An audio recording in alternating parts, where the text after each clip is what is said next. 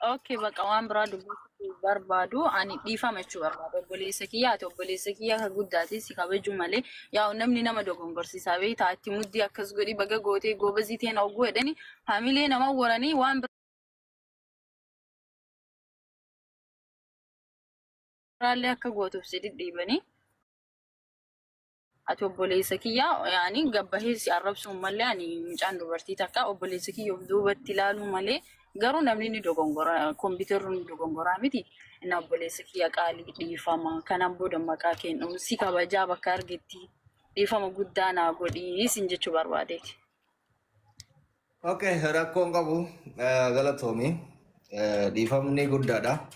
Akkuma ati jette anillee takka waasitti balleessee beeku wanni gaafii natti wayi waan balleessite ga jedhu wanni mallaayii kana malee hubaddi wayi waatti natti balleessite kan itti balleesse ga jedhu ture. Dhiifamni gaariidha.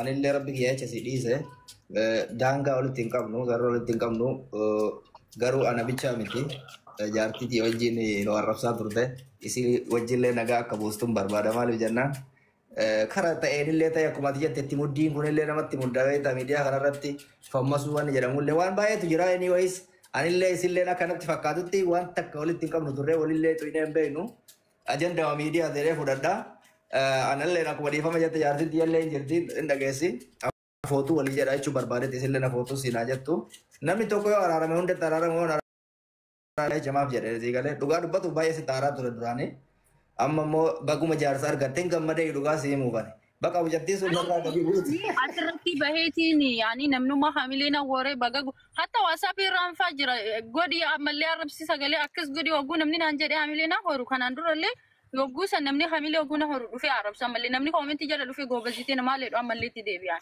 Mali ani hamtu addatti nooki sharri biraa garaasiin qabu abaddan sharri biraa garaasiin qabu ofii akkasii qabne namnu bira taree namni wanti abaddan homaan jiran. Alhamdulillah waan rakkoo jiraachuu dhabuudha akkuma jette mooraalii fi hamilee chuu jechuudha eegata rakkoon qabu jaartiin tiyyallee kuloona bira jirti walitti hin balleessine. Isin gara isiitiin si dhiiste irti warra miidiyaa isin tokkinnaa jette dhugaa dubbatuudhaaf na dhoorgaa turte reefi yuubisee lakki fachummeen uummanni akka badan na fudhateenna intala dubartiiti. Sanuummoo baay'ee arrabaa kana hin beeyta nuu gaafa nu arrabsan namni baay'ee tokko nu jeeqaa ture bultii addisiisee kanaaf jeequuf akkas godhani atillee waan itti kakaasisan baay'ee anaafsi waa'ee itti wal arrabsinee waa'ee bultii keessa miti bultii keessi gammada namni bultii keessa seenee akka jeeqamu hin barbaadu si galee. Kanaaf nama akkas naan jechaa ture jechuudha jaartiin tiyya dhugaa dubbatuuf irra kaa'uun gaarii miti wallahi hin tuqinii mucattiin tana dubartiiti amma heerumtee amma gaafa waan bira fakkaata yumaa gaafa kennaa sana akkam taa'ee naan jette silkii hundi irraa fuudhutti turte dhugaa siimaa wallahi wabillahi kanaaf akkasii aanootu si jedhee Fidini ofii walii gona ofii naa gootu garaa isii irraa aniif isin yaani daangaa walitti hin qotannu mucaa shamaraati wanni wal nu geessu hin jiru yaani ofii walii gochuu hin dandeenyu. Ani siillee sharri hin qabu wallahi miidiyaa girgirri kana malee sharri adda sharri biraa garaa hin qabu. Eessatti sharri qaban isiinis anaa fi obboleettiidha ati firoos naa obboleettiidha ati firoo yookiin tala daadaati yookiin immoo intala abbaa kiyyaati miti hunduu obboleeyyanuma akiraati malee dhimma biraa hin qabu. Ani yaadumaan bahee haasaa namni hamilee naa wareennaan malee ani sharri biraa garaa hin qabu. Ani sharri addatti isiidha akka jibbaatti yookiin dhiibbaa biraatti ilaalu tokko hin qabu. Waan nan isaa siduu foon ala isi jetteetti bareedduu sanyii asumaanuu waan dubbadhu reedii qofaa miti haadha faaxeetiin illee wal tuttuqaa turanii haadha faaxee illee akkasiin dhiifama gaafattuu barbaadaa jechuudha. Gara wali fayyaa waan dubbachuu barbaadu illee naaf gasaartaati. jalee tartiiban deemnee diibar galgala jaartii miti yoo jibulawa haadha faaxee bira يعني أنا كان أندر اللي جدني جراس لموازيني ولي دولني هذا فاتتي ولي أوفي نقوسي يعني في سي ولا بقى نسين جدي رامي والله هكاس جدني جرا كان أندر أيو أنجز جودا ولي أوفي ليش أتنقوسي في نيجنان إني لا هو إنشاد سمالة أني سي لام تون كابوف وما تك إندين جال دارو يول لا نمني براك دربيتو كونفيدو يوان نبني برا أسو جوزا برا رادفاني سي عرب سني Nisu nama sanitti nisu. Isi no so akasi tolla buan. Gafa sin geemi qabatu geemi si beesisaa fi ture. Akka ormaa fi dabarsee laadhu abadan jechuudha. Ayyaaduma naman na dogongorsa namni waan san godhi namni waan sa hamileetti na warre na tola itti deebi awama sanitti seegale. Inna ada fadeti ya.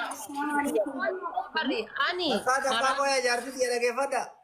Waan ofii bareedduu hundi keessaniyyuu assalamu alaikum akkam jirtu. Bareedduu abshirii hangama kiyyaan sitti illee qabamneen hin beeka miidhichaan hin beeka bultii haaraa qabatee waan namni keenya godhatu hin beeka. Waan nu mudate si mudate sookee rakkoo miti hin darba wanti hin darbine hin jiru itti jalaa callisi gara biraa immoo aniifati waliyyuu hin beeknu waliyyuu argine hin beeknu gastii irratti illee waliin haasofnee hin beeknu karaa tokkoon aniifati wal argine hin beeknu afoonaan illaa bakka miisaan dabistaalidha reediidha itti dirqama ana tutte sookeen jedha afoonaan illaa gama kiyyaa bultii gaarii siifaa ta'u. Afoonaan illaa sin jedhee raabifti. Yaa akkasii bareedduuti yaa ani aan dhiifamni kiyya bilooki ma nama bar dhiifamni jechuudha nama bilook godhan irraa galee bar. Biloo gootu wayoo hiite. Amma bilooki irraallee na hiiki kanaan booda sitti waan naan jedhee gaayis aan bilooknaan sheexanni keenya irraa galee ani aadi aan fikira nyama kiyyaan uyyuu akkuma fedhayyuu na raggatee ani isa bilook godhe osoo inni an bilookin bilooknaan an allake narraa galee jechuudha. Kanaafi bareedduuti yaa dhugaa rabbi ati mu'aaziin walitti dabalamuu kan kee hedduu na gammachiisa. Hedduu jechuudha. Nama dhaabbattee inshallah bultii waliin ijaarattu nama waliin taatu jechuudha. Jalee duraan nama jechuudha. Ammas taanaan akka inni godhullee mu'aazitti dabalamuun kan kee kabajaa sitti horuu qaba. Akka gaafa amma baabaa mi'uutu qabadhaa. Akka gaafa duraa singiliitii miti. Hatama jaartii namaati. Digalee jaartii namaati. Akka gaafa dura singilii san akka gaafa dura ta'amuu san an qaatan argee walitti dabalamuu keessan qaata ji'a magayee jira walitti dabalamuu dhaga'e. Warra miidiyaatiif haaraya malee anaa haarayaa miti. Hedduu isaanii tuffatte qofa. Yoo gastii isaanii tuffatte qofa warra miidiyaa kanaa ajjeesuun. Asiin duraana birrii hattenaan jedhanii birrii fidii birrii Itoophiyaa kuma dhibbata akka hattenanii gabbaa'ee kilmaata kan deebifneef taaptaafiif koppiliinkii tiyya malee. Taaptaafiif koppiliinkii tiyya malee. Lallabanii guyyaa sadii caalan irraan dubban. Warri miidiyaa ajjeesuun yoo tuffattanii dhiiftan qofa. Gabbaatanii waliin haasofnaan waliin uttaallaan dubbiin uttaalaatuma deemti jechi ati jette guyyaa irraa chaarjayaatuma deema jaarsi kan kellee gabbaa'ee lallabaa. Videoon sun waggaan booda wanni hin tarre hin jiru dubbiin ni tarti. Videoon sun waggaan booda deebee abdee ta'e itti qaanfattan. Itti isheen oftan jechuudha. Galee anamma